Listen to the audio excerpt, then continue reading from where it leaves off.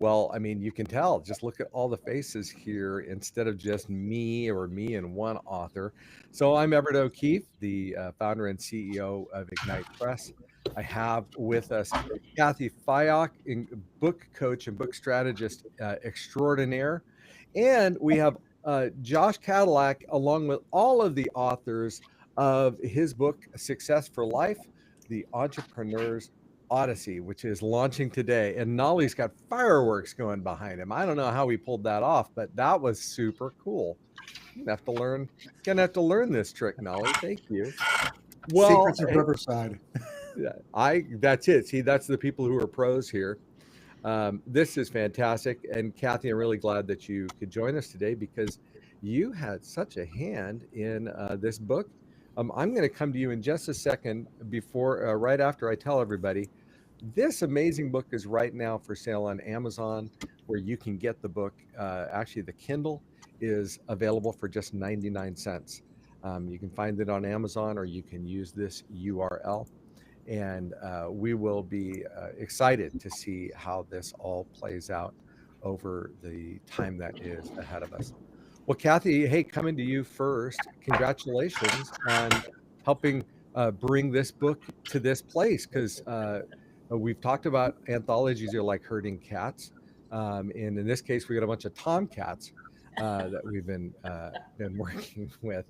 So congratulations. How's everything going for you and with this?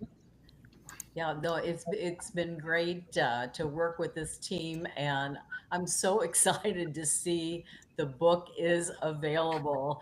So we've made it across the finish line, and it's very exciting. But no, I love working as a book coach and helping folks craft their chapter so that it positions them and their business in the best way. So so excited to be part of this. Fantastic, and you've done great work. Now, by the way, anyone watching this live, feel free to put your comments, questions, etc., in the chat, and I can share them out here. Just super glad to have all of you here. So let's come to you, Josh. This is your baby. I mean, um, you're our lead author here, and somehow you're connected to all of these authors as well. Tell us a little bit about tell us a little bit about your connection with these great authors. Let's start there. Well, I mean, I think my presence in their lives is testament that every one of them slums it at times. They, all kidding aside, I've met all of these people are people that I've met in my life that have made a meaningful difference. The kind of people that I want to be around, the kind of people I want to do business with, and that I do business with because there's something about the way they do business that resonates. They do it what I'll call the right way, in a way that I think builds to a meaningful business, a success, not just a successful business, but a business that is meaningful and that makes the world better that that business exists, right? Every one of these guys in their own way makes people's lives better with what they do. It's not just a matter of making money, but they change lives. And that matters to me. Well, I think we all appreciate that, and probably a fair number of us have been on your podcast at one point or another too. I'm guessing, True and story. love that. Now, Josh, let's get a bit into your journey. Um, how did you wind up in this entrepreneurial world, this wild, crazy world that so many of us love and sometimes hate? Um, I think that I cannot in any way help with the nature and nurture argument on this because my father was an entrepreneur and I think I came with the bug. But even if I didn't, he was going to make sure I got it one way or the other. I've said many times my father was an amazing dad and a very tough boss. And I both, was his kid and also worked with him at times. And so a lot of that was foundational. And in fact, my chapter is largely based upon what I picked up from my father because in my journey of which for me is real estate, there were a lot of things I was told that would make me successful that actually when I tried to implement those things really was nothing more than fluff and ways for people to sell material to me. It was actually the lessons that I learned from my father of how business is done well and right. That is what wound up coming along and rescuing me when I had to. I was in a position where I had to make real estate work. And so those life lessons that I, didn't really know, I'd never seen them in practice, that they would take and pull you back up, actually serve that role for me. And so I wanted to share that with people because I don't think it's stuff that we always talk about. Well, we appreciate that you do. And tell us a little bit now. I mean, um, it seems like every time I'm reaching out for you, you are teaching. Mm. You are constantly teaching. So why don't you tell everybody a bit about what it is you do as far as your current business, and your teaching.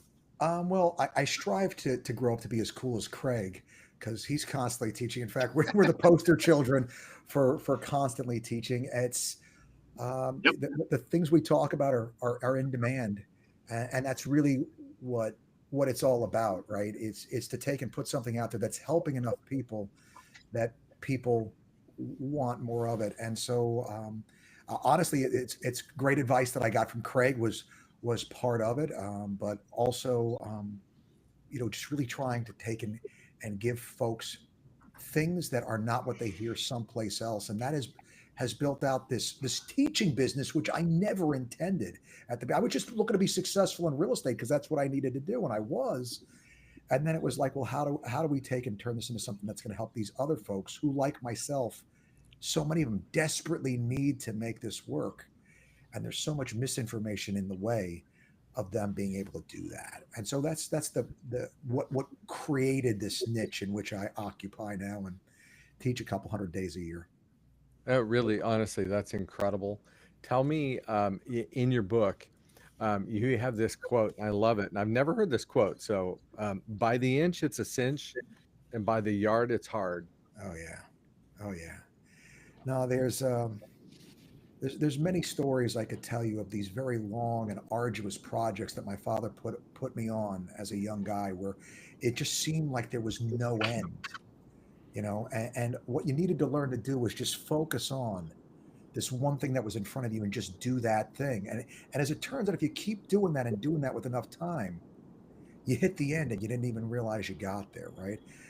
Just focus on the thing that's in front of you. And I think for all of us, that's, I'd like to be the world's best negotiator, but I'm terrified of interactions. Well, what could I do today, the inch that I can move today, to be a little closer to that person that's a better negotiator? And that line, I think it's done so well in that movie, Any Given Sunday. You add up all those inches, it's the difference between winning and losing, right? To quote Mr. Al Pacino. So yeah, I think that's what I learned from my father. These very, oh my gosh, I mean, I think about this one tile floor we had to take up. It just didn't seem like it was ever going to come up, and I mean, we were just chipping away for hours nonstop. And you'd look back and you saw that you made a little progress, but when you looked up, there was so far still to go.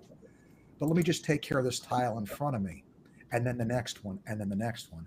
And that's just been so much a big reason for my success, Everett, is being able to take my mind off the big picture and just focus on the inch in front of me and trying to win that inch.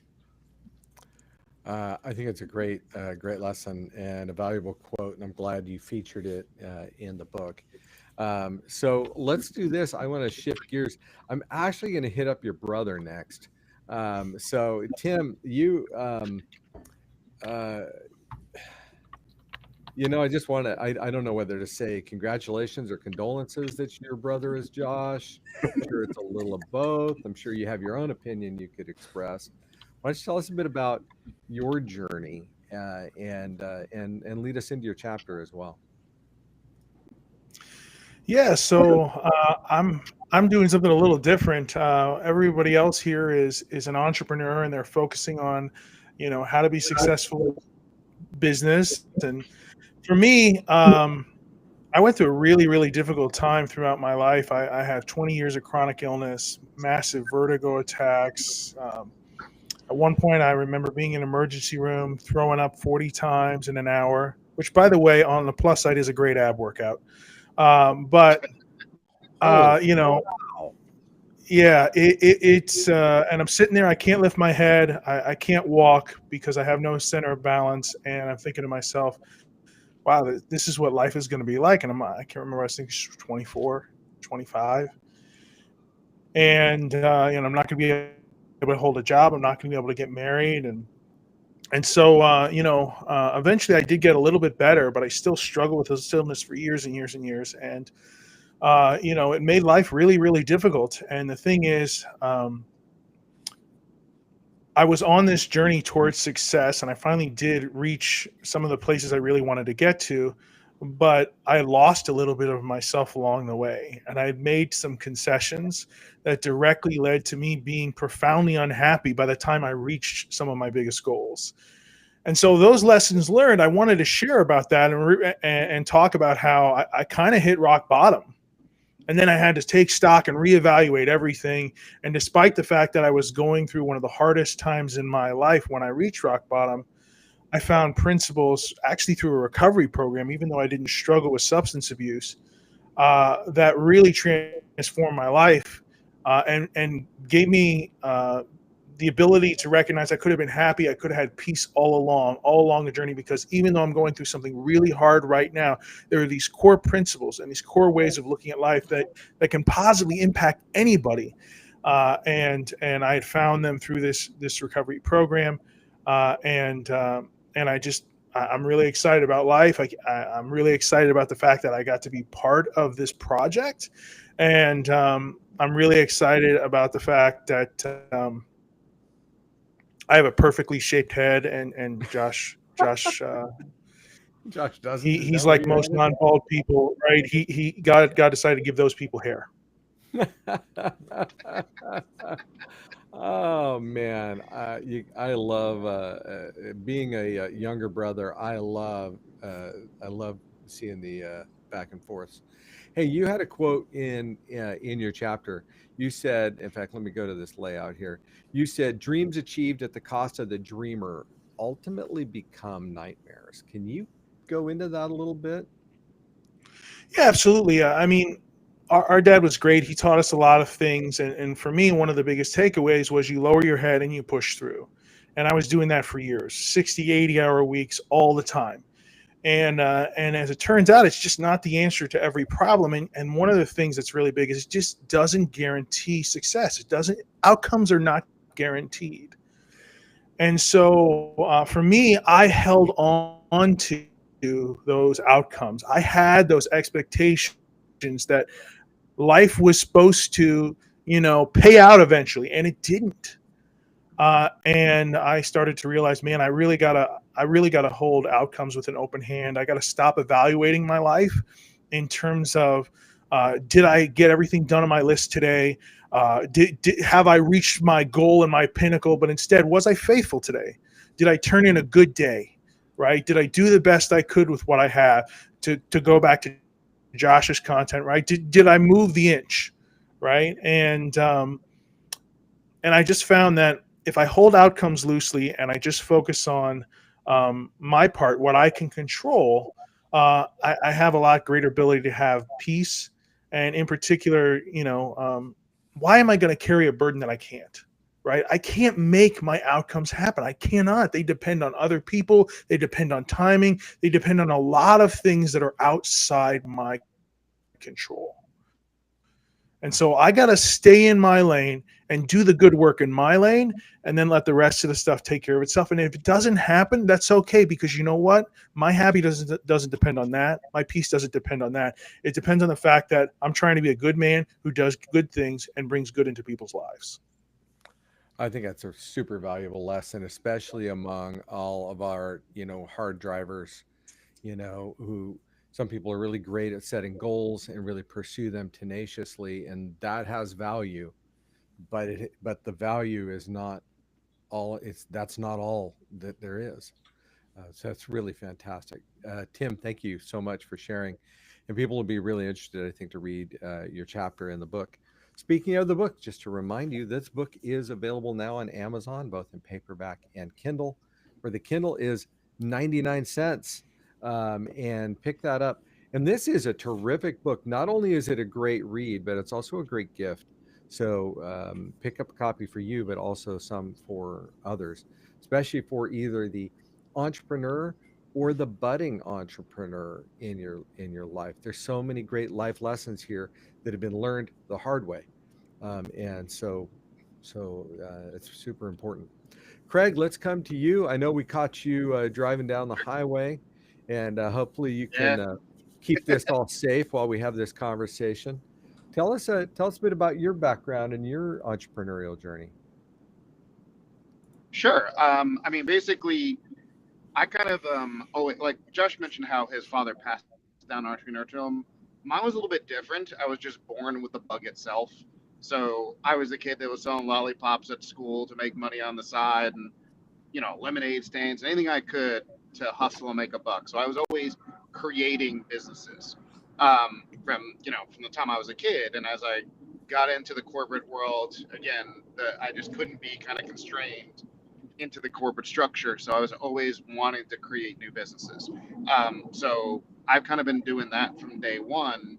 And kind of like Josh, I almost kind of stumbled or kind of faulted into being a speaker or a teacher within the real estate world. Because honestly, my original entry into it was teaching a class to almost sneaky sell a product that I had. Because I had started with a business that was selling websites and technology services to real estate agents. So, I built a class to kind of dovetail into that. So, again, I almost did it by accident, similar to Josh, but it's really become a very fulfilling business and life in doing so because, I no longer try to sneaky sell a product. To me, it's all about being a servant and helping others, grow and, get over their fears and kind of really conquer whatever's happening in their life and business. So, and you said something really interesting. You talked about sneaky sell versus serve. What was there a time where you Yeah. learned that lesson that helped bring that lesson to home? Well, put it this way, even when I was doing the sell aspect, I really wasn't selling then either. I would basically teach a class all about how to build and run a great website and how to do SEO and online digital marketing and never even mention my company until the end when somebody be like, that I learned so much, I'd love to get a website. And I'd be like, okay, well, I can actually help you there. Right. So to me, I was never really hard selling. It was more about if I educate you enough about the topic, then you might be more interested in pursuing, the business on the side. So I didn't realize it, but I was really teaching the whole way. But then it got to the point where, again, I started branching into other subject matters, not just that tied back to my product, and really realized that's where my love and my passion was really teaching people and getting over their fear of technology. And that's kind of going back to the book. That's what my chapter is really about, is overcoming what I call a constant fear. Because the older we get in our lives, the more fearful we get of everything. Like we're afraid we're going to break things. We're afraid to try new things. So as somebody whose job literally is helping people overcome their fear, that's kind of what I really focus on, is before I can educate you and help you in your life, we got to get you over whatever's holding you back. In fact, you had a great quote. You said, fear isn't just a feeling, it's often a belief system we've unknowingly accepted as truth. Yes. Yeah, it's true. I mean, I talk about how fear a lot of times is almost like a callus. It builds up over time, right? So you struggle a little bit, let's say, and again, I focus on technology. Let's say you struggle a little bit with technology, and then your kids pick on you, and then your coworkers pick on you, and it just becomes a hardened callus over time that you don't even realize is going on. And then you're completely afraid of trying the new shiny thing, whether it's AI or whatever it might be, right? So it is, to me, again, kind of like this constant fear that builds up. And again, to be able to overcome it, you got to crack through it and what's really holding you back, because it is kind of a systemic thing you buy into. Well, I appreciate that. And I appreciate the work that you've been doing to educate people and to get them going. It's funny. I remember, when I was in my 20s, I was never afraid to click on a button on a piece of software. I was like, oh, Right. what's this do? Click. And now that I'm no longer in my 20s, I wonder if I hesitate a little bit more when it comes to that. But I'm gonna keep going at it. I don't want to Oh become yeah, no, a luddite. and I always use that analogy as an example, because you give a kid a device or anything, they don't ask questions. They just click and click, click till they figure it out, right? You give that exact same tool to a senior person, and that's where the fear kicks in. They're afraid they're going to break it. They're afraid they're going to do something wrong. But kids have no fear because they haven't built up that fear over time. Wow. Well, and they probably don't feel like they have as much to lose either, right? I think that's That's it. we're always cautious as we get older. Thank you Mhm. so much, Craig. I appreciate it. And I know that there's going to come a time on this call where you've got to go. So I just want to thank you for your participation in the book and your Absolutely. contribution to it. So very Thank you. good. Well, I'll tell you what, Nolly, you're there. You've got you had fireworks going. I want to see those fireworks again. Can you do that again for me? I totally want to see those. See if we can get it going. Hey, Oh, it won't do it. you got hand gestures. It's That's hand good. gestures that's supposed to do it, but there we Oh, go. there we go. Oh my goodness, that's cool. There it is. Yeah. Very impressive. So, Nolly, why don't you tell us a bit about your entrepreneurial journey? How you kind of gotten to where you are? I know we'd love to hear that. Well, I tell you, it pretty much any entrepreneur you're listen to me right now. You're an entrepreneur. You already know. We start pretty early, and it's just like some of the other guys have said. I know Craig mentioned as well. At 12 years old, I was selling newspapers door to door. I was selling candy in school. Anything that I could do to make money. I loved making money, and I didn't understand it at first, where that was coming from. But it's just it's part of who we are, right? So I little by little I started. I would sell mixtapes, became like Scratchmaster K on the turntables. No way. I would take a tape. I'd buy a tape for 50 cents, right, or quarter, and then I'd sell them for $10. So anything that I could do, to make money. And by the time I turned 23, I started my first business. In fact, I have not had a W-2 in 32 years. So I'm 55 now. So I've been an entrepreneur since I was 12. And so I always tell people I've got over 40 years experience in sales, marketing, branding, and you name it. So yeah, and I love helping entrepreneurs succeed. I guess it also means you've got 40 years of mistakes in there as well, right? I'm telling you, I say my wife and I, but it's really me. Okay. I've been through foreclosure. I've had a house foreclosed. Okay. I've been through bankruptcy. I've had to short sell a home. I mean, I made my first $1 million when I was 29 years old, made $2 million that year. By the time I was 33, I was flat broke. So yes, I've been through the entrepreneurial journey. And what I love about this project, I'll just say, when Josh called me to be part of this, my wife and I were in Kauai, Hawaii, just hanging out. And I said, we love giving back. This is 9 of us coming together and giving like, hey, here's the one thing that we really want you to learn to get you through this journey more successful. I'm telling you, I'm learning so much from the book. So I'm excited about it. Well, you bring that up, Nolly. That's really great because, what's one of the beautiful things about an anthology is, in this case, you're getting perspectives from 9 different people. Yeah. And their best. When you only have a chapter to do in a book, you got to bring it. Exactly. And I know Kathy's worked with everybody here to make sure they bring it. And I love that. Now, in your chapter, one of the things you talk about is working in the ease and flow. Yeah. Can you tell us a little bit about that? Yeah. So I wrote a book with McGraw-Hill called 3 Hours a Day. And in this book, okay, chapter 8, I talk about hone your superpower. And one of the quotes that I love is a quote, it's attributed to Albert Einstein. Okay. I don't know if he's the one that came up with this, but he says, everyone is a genius, but if you judge a fish on its ability to climb a tree, it will live its whole life thinking that it's stupid. And, when I was 6, 7 years old, I had a speech impediment. Okay. I had to go to speech therapy for a long time to be able to articulate, to speak, to say words. And my mom will remember, my mom's watching this right now. I couldn't talk. Sound like I had marbles in my mouth. I overcame a lot of sort of limitations. Okay. And the reality is, what I've learned as I've been coaching tens of thousands of entrepreneurs and business leaders and real estate agents is that when they lean into what their superpower really is, they really excel. And too many entrepreneurs are focused on what they're not good at instead of fully leaning into what they're great at and delegating everything else.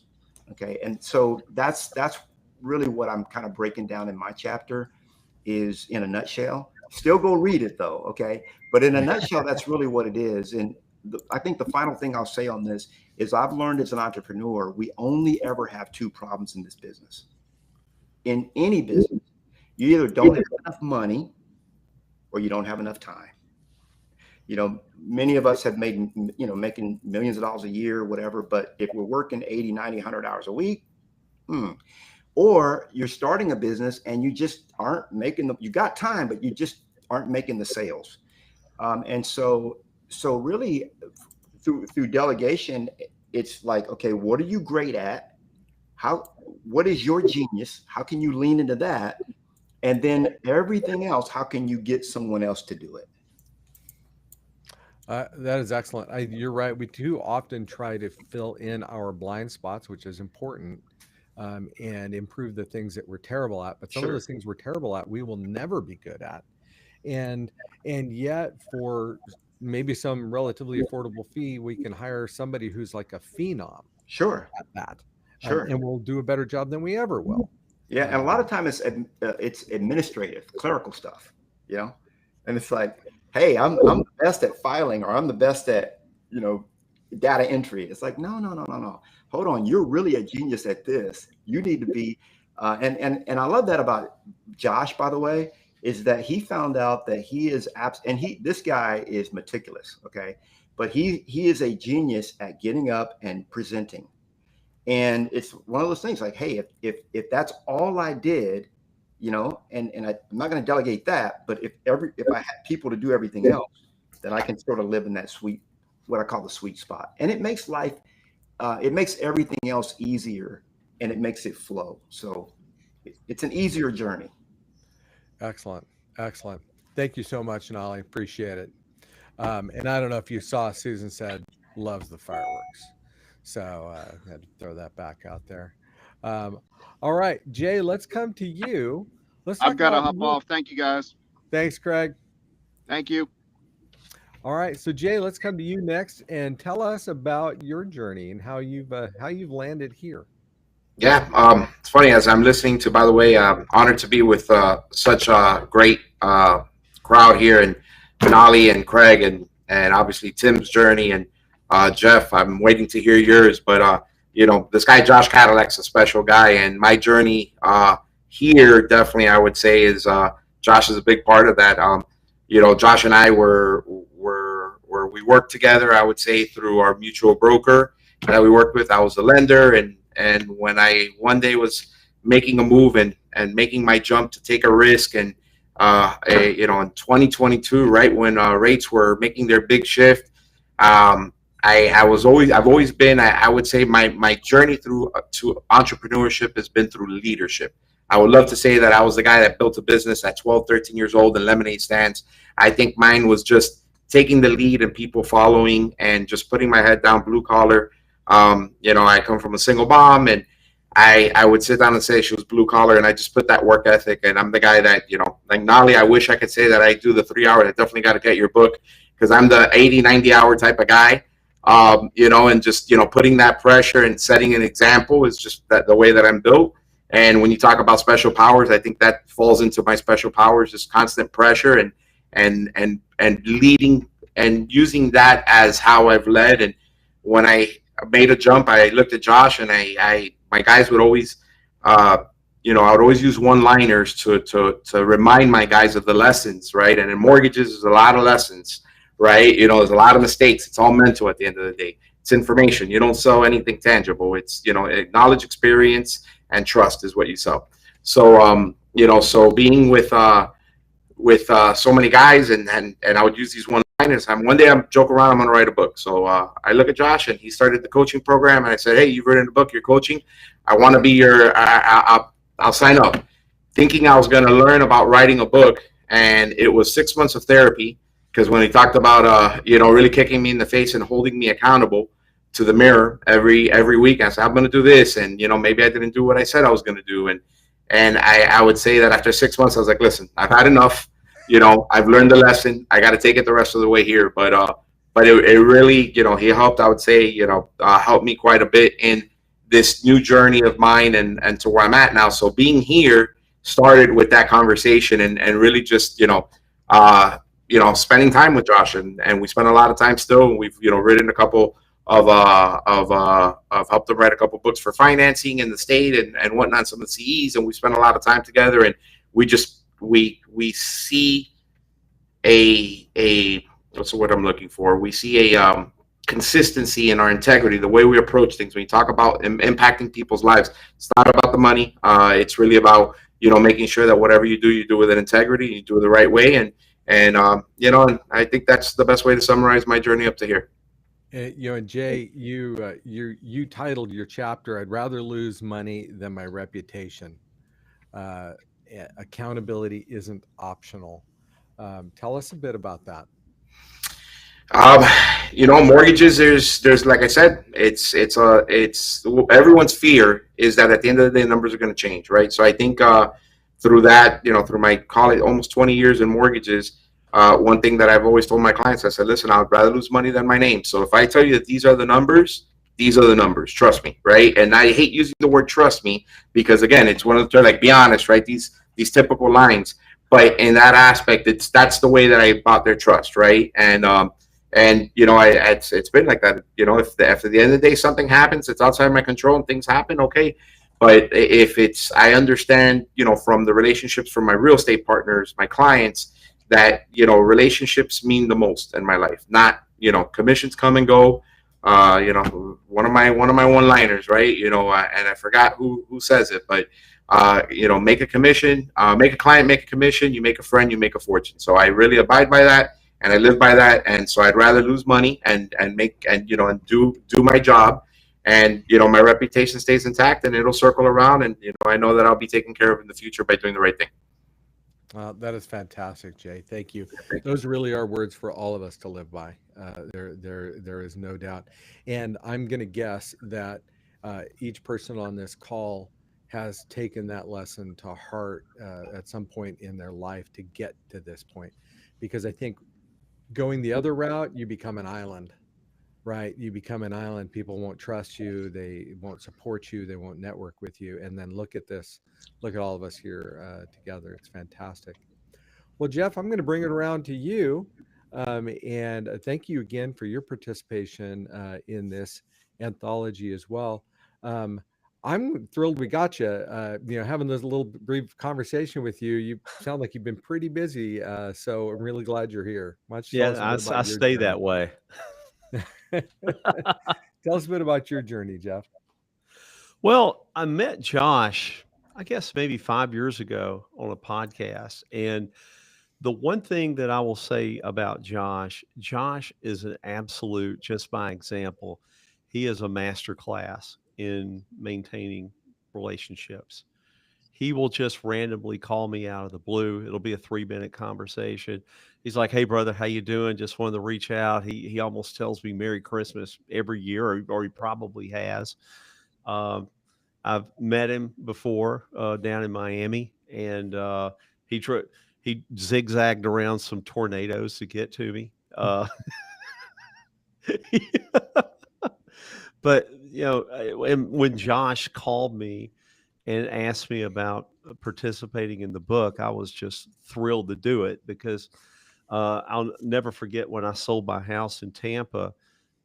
Josh didn't have to do it, but boy, he really guided me through some things that ended up saving me a ton of money.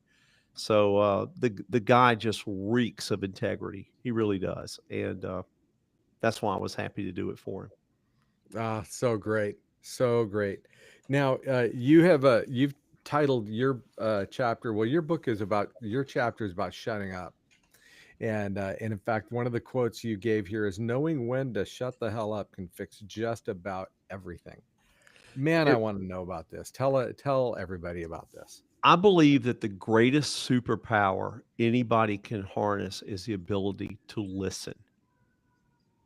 Is to listen and ask questions, because especially now we are in a society to where everybody is walking out of their house with their hand on their sword, just ready to draw it, because everybody reacts to everything. People don't listen to understand, people only hear to respond. And a lot of that, when you start responding to everything you hear, you respond with emotions. And I think all of us would agree that every bad decision that any of us have ever made in our lives came from emotion. It didn't come from listening.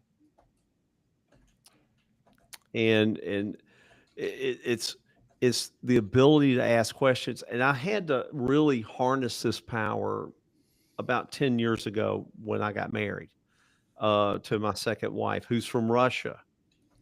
And if I didn't figure out a way to communicate with her real quick, that that that marriage was going to end as fast as it started. So I really had to hone in on truly listening to her, asking her questions to really, really, really help me understand her more, because it's so easy to have these fly off the handle comments. And especially when you're talking with someone who doesn't understand the English language, um, things can be taken the wrong way. It's the same as texting. Texting's the worst form of communication there is. But I started it helped me in my marriage, and I started teaching this to all of the people that work with us, and it really does make a big difference. And it is not a perfection; it's a practice, because even I still have a knee jerk reaction to things, but I really try not to. But listening is the greatest superpower, I think, in my opinion, anyone can have. Fantastic. Thank you for sharing that. And yeah, I can imagine, especially in the marriage, but also with our clients and our coworkers and our employees and the people that we communicate with. What a talk about developing a superpower. You know, and going back to Nolly's point, where Nolly was talking about, you know, let's play to our strengths. That might be one area that if we're weak, we really need to hone in on. And it's the We can't. ability to ask questions, and to stop and pause and ask questions. And I think this is in a part of the chapter of the book, and that is to where this happened back in January when I turned 60.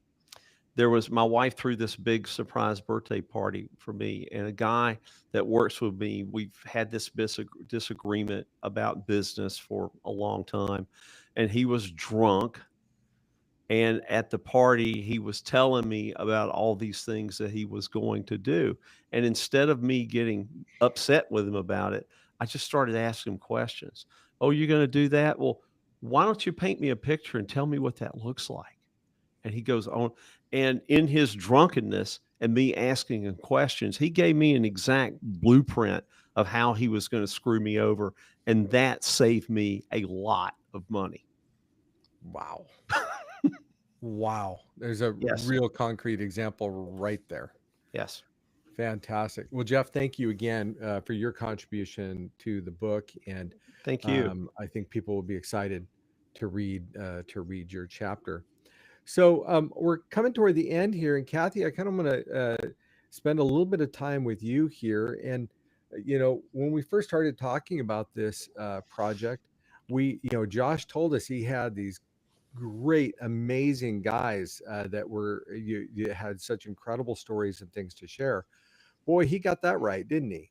Yeah, absolutely. And you know what I'm finding though, as I work with more and more authors, is that so many of us do have a story to tell. And I think it's really important that we tell our stories.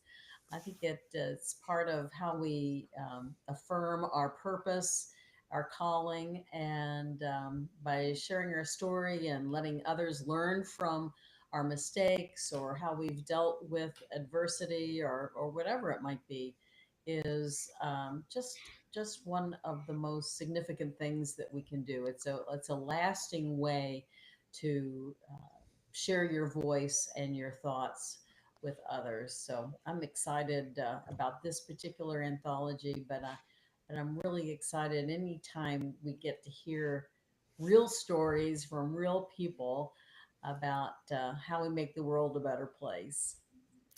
Well, thank you, Kathy. And you just reminded me, Jeff on his wall, and I'm going to show Jeff's camera again. Uh, Jeff, actually, Jeff, go ahead and talk for a little bit so the camera switches to you there. Actually, I'll just pin you. Hang on. Oh, you can. I can pin you.